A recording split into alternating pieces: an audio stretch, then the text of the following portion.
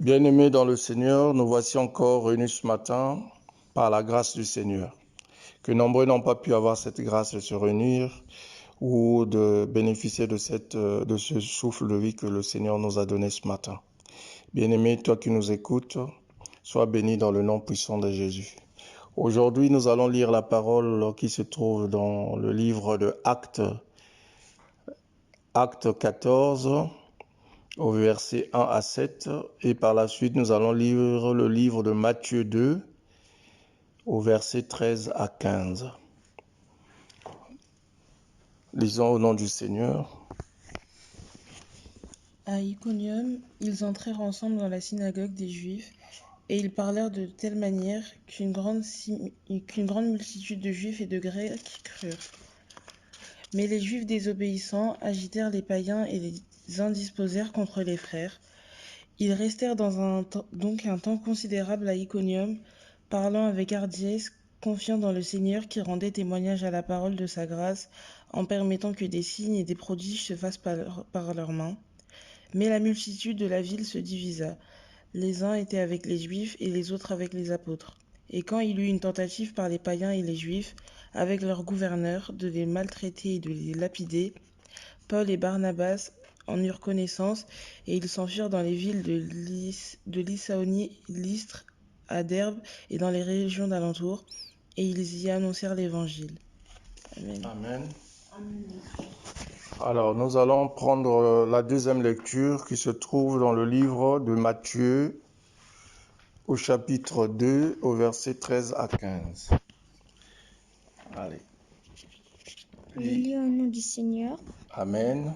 Lis fort. Après leur départ, voici que l'ange du Seigneur apparaît en songe à Joseph et lui dit : Lève-toi, prends avec toi l'enfant et sa mère et fuis en Égypte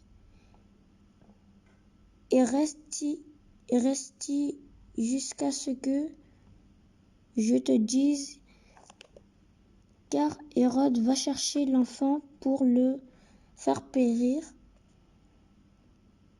Il se leva, prit avec lui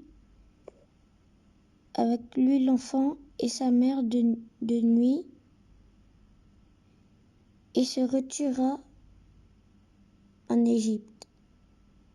Amen. Amen. Amen. Bien-aimés, nous avons lu les deux lectures.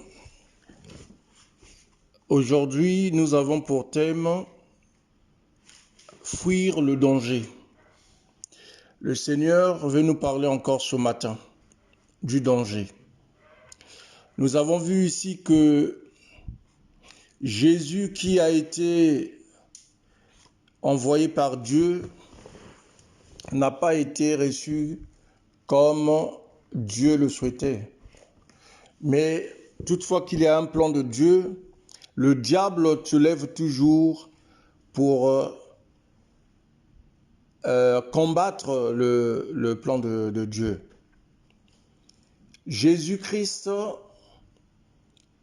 venait de naître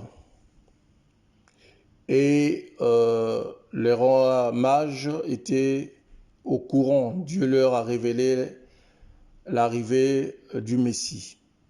Ce Messie tant attendu, le roi des Juifs. Bien-aimés, sachant qu'il y avait déjà un roi Hérode, dans sa rancœur, dans son plan, il voulait régner à jamais. Entendre d'un autre roi le mettait en colère. Le roi Hérode avait établi un plan avec les mages en disant d'aller repérer l'endroit où venait de naître Jésus-Christ et lui en informer, et à son tour, il partait rendre visite à Jésus. Mais sauf son plan était d'aller mettre à mort le Fils de Dieu. Mais après la visite des mages, le Seigneur s'est révélé à Marie. Même les mages ont été visités. ils sont répartis à leur pays en passant par d'autres chemins, en évitant de repartir voir le roi Hérode. Et voilà, après leur départ, le Seigneur s'est révélé à Marie et à Joseph de partir avec l'enfant, fuir de nuit avec Jésus-Christ en Égypte. Donc le Seigneur avait demandé à Marie et à Joseph de fuir avec Jésus. Tout simplement parce que le danger était là. Le danger était prévisible. Souvenez-vous que Dieu est celui qui sonde les cœurs et les reins. Il est omniprésent, omniscient, omnipotent. Dans sa puissance, dans sa vision, il avait déjà sondé le cœur d'Hérode. Bien-aimés, telle est la même situation que le Seigneur nous pose aujourd'hui. Quelle est ton attitude devant le danger? Si Jésus, qui est le Fils de Dieu, a été mis à l'abri de la fureur des hommes, à forte raison, toi et moi, bien-aimés. Nous avons vu aussi dans le livre de Actes, qu'on venait de lire, quand Paul et Barnabas s'est rendus en Grèce, ils sont partis prier dans la synagogue des Juifs et parlèrent, ils enseignèrent la parole de Dieu. Mais les Juifs restaient incrédules.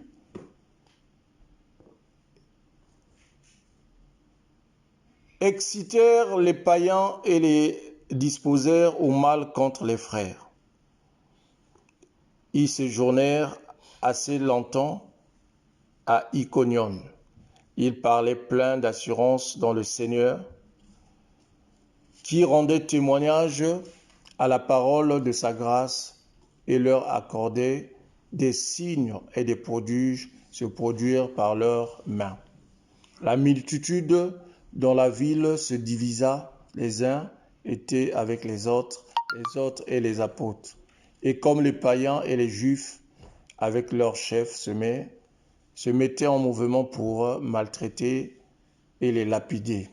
Paul et Barnabas, après réflexion, réfugièrent dans les villes de la Lycaonie, Lystre et d'Herbe, et dans les environs. Ils y annoncèrent l'évangile. Bien-aimés, nous voyons que quand Paul et Barnabas, ils avaient compris que le danger était là, ils ont fui.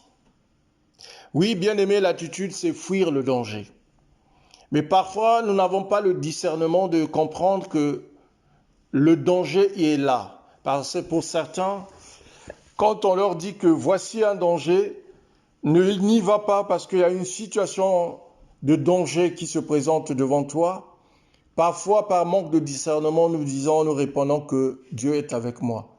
Oui, nous avons vu que Dieu était avec l'Esprit de Dieu était avec Paul et Barnabas. Et pourtant, ils étaient conduits en esprit. Ils faisaient des prodiges, il y avait des signes. Mais devant le danger, ils avaient compris. Mais cette compréhension, c'est quoi? C'est que l'Esprit de Dieu avait parlé à ce Dieu-là de partir. De la même façon que l'Esprit de Dieu avait visité Marie et Joseph pour écarter Jésus-Christ dans cette fureur qu'avait le roi Hérode. Amen. Amen. Donc nous voyons que devant un danger, il n'y a pas lieu de dire que je suis fort. Il n'y a pas de lieu de dire que je suis fils de Dieu. Il n'y a pas lieu de dire que je suis celui qui va combattre le mal. Parfois, il est mieux de se reculer devant le danger afin d'être à l'abri du Très-Haut. Amen. Amen. Donc ici, bien-aimés, le Seigneur, Que Dieu nous donne ce discernement, cette communion avec le Seigneur afin de nous révéler le danger. Il y a d'autres dangers qui sont visibles. Il y a d'autres dangers qui sont imprévisibles. Comme celui de Jésus-Christ. La naissance de Jésus-Christ était prévisible. Mais le danger n'était pas prévisible. Dieu, dans son plan, c'était d'envoyer son Fils unique afin que quiconque puisse croire en lui ait la vie éternelle. Mais en aucun cas, Dieu voulait, en envoyant Jésus-Christ naître de Marie et de Joseph, dans son enfance, puisse être tué. Mais le plan de Dieu, c'était dans la continuité, que nous avons vu plus tard, quand Jésus a été grand, commencé à enseigner dans les synagogues, et jusqu'à accomplir la volonté ou le plan de Dieu. Mais donc, Dieu avait fait fuir Jésus en Égypte.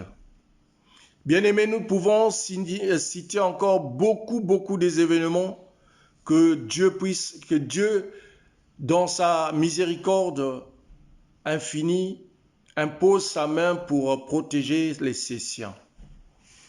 Souvenez-vous de Moïse, le plan de Moïse. Dieu avait bien un plan sur Moïse, c'est de sortir son peuple qui était en captivité en Égypte. Mais là aussi, nous avons vu comment il y a eu la fureur de Pharaon. Mais ce fils a été aussi épargné. Épargné devant tous les enfants, jusqu'à rentrer encore dans la cour de Pharaon et accomplir le plan de Dieu. Là où nous voyons le danger, si Dieu nous révèle le danger, il y a lieu de s'écarter de ce danger-là. Parce que le Seigneur est celui qui nous protège. Le Seigneur est celui qui lui-même nous accompagne dans ses missions ou dans ses desseins. La Bible dit « Ne crains rien » dans Ésaïe 41. La Bible au verset 10 à 12, la Bible nous dit « Ne crains rien, car je suis avec toi. Ne promène pas des regards inquiets, car je suis ton Dieu. Je te fortifie, je viens à ton secours. Je te soutiens de ma droite triomphante. Voici, ils seront confondus, ils seront couverts de honte. Tous ceux qui sont irrités contre toi, ils seront réduits à rien, ils périront. Ceux qui disputent contre toi, tu les cherches et ne les trouveront plus. Ceux qui te suscitaient querelle. Amen. Amen. Donc Dieu, nous avons l'assurance de Dieu. Mais bien aimé, malgré l'assurance de Dieu, Dieu nous demande à la prudence. La prudence aussi, c'est de s'éloigner des mauvaises fréquentations. L'assurance aussi, c'est de l'éloigner des mauvais amis, car certains nous induisent dans les erreurs. Bien-aimés, demandons le discernement afin de comprendre quelle est la volonté de Dieu par rapport à telle ou telle situation. Éloigne-toi des chemins qui n'honorent pas Dieu. Éloigne-toi du danger, car le danger pourra te réduire à néant, parce que le temps que tu vas invoquer le Seigneur peut te parler en amont. Le Seigneur peut te visiter en amont avant le danger, comme il avait visité Sodome et Gomorrhe. Dieu nous donne d'abord des recommandations. Bien-aimé, devant les recommandations de Dieu, si tu veux résister à Dieu, tu n'es pas dans l'esprit d'humilité. Dieu nous demande d'être dans l'humilité, d'être à l'écoute de la parole de Dieu. Parce qu'il est le Seigneur qui nous parle tantôt d'une façon ou d'une autre. Dieu se révèle en toi en te disant, tel est le chemin à ne pas prendre. Tels sont les amis à ne pas te fréquenter. Telle est la route à ne pas prendre. Parce que le danger est là. Mais si tu dis que le Seigneur est avec moi, si tu dis que je vais y aller, si tu mets à défi le Seigneur, c'est à toi seul de ces les conséquences. Dieu est amour. Dieu ne nous délaissera jamais. C'est pourquoi il nous a rassurés de ne rien craindre, car il est avec nous. Quel que soit l'endroit où nous irons, le Seigneur nous donnera en possession ce lieu. Là où foulera la plante de tes pieds, Dieu te donnera en possession. Rentre dans la sagesse de Dieu. Aie confiance en Dieu, fuis le danger, fuis les mauvaises fréquentations.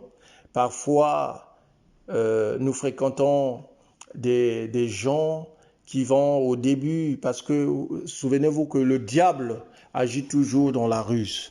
Il vient dans sa ruse pour venir te ramener à la raison, te dire que bon, il faut faire ça mon frère, il faut faire ça ma soeur. Il y a des amis qui te disent ah nous faisons ça, ça c'est bien. Ils t'emmènent, en fait ils te présentent des choses que tu penseras que c'est des bonnes choses, alors que c'est pour t'entraîner vers le chaos. Bien-aimés.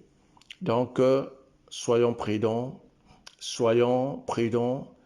demandons à Dieu de nous ouvrir les oreilles spirituelles afin d'écouter sa voix, car le Seigneur nous parle. Il peut nous parler à travers de ton frère, il peut nous parler à travers d'une sœur, à travers d'un inconnu, à travers d'autres voix. Il est souverain, le Seigneur. Il n'est pas un homme pour mentir. Quand Dieu se manifeste en nous, comme il s'est manifesté aux parents de Jésus, à Joseph et Marie, comme il s'est manifesté à Paul et Barnabas, il peut aussi se manifester à toi. Comme il s'est manifesté à Moïse, il s'est manifesté au peuple de Sodome et Gomorrhe, comme il s'est manifesté à Noé, il s'est manifesté à beaucoup de personnes ou de nos anciens dans la Bible. Dieu est souverain, il est le même hier, aujourd'hui et dans toute l'éternité. Il n'a pas changé. Le Seigneur, s'il a fait des grandes choses hier, il peut encore en faire aujourd'hui dans nos vies. Que Dieu nous ouvre les yeux spirituels de voir le danger, que Dieu nous écarte de mauvaises fréquentations, que Dieu nous écarte de mauvais chemins, afin que nous soyons irréprochables à ses yeux. Que Dieu bénisse sa parole. Amen.